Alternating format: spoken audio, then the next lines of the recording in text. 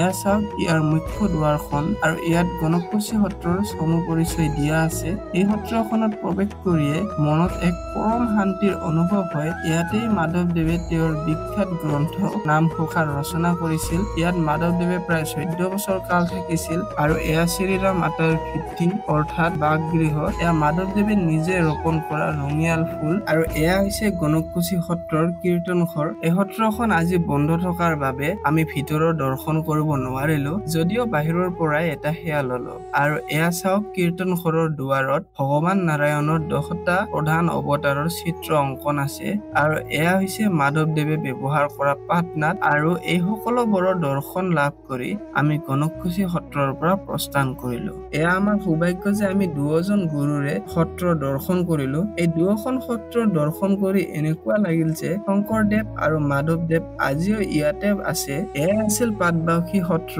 আৰু গণককুছি সত্ৰৰ কিছু দৃশ্য। আৰু যদি এই সত্ৰৰ বিষয়ে কিবা ভুল তথ্য দিছো তেন্তে ক্ষমা কৰি দিব। কৃষ্ণ অ হৰি অ ৰাম।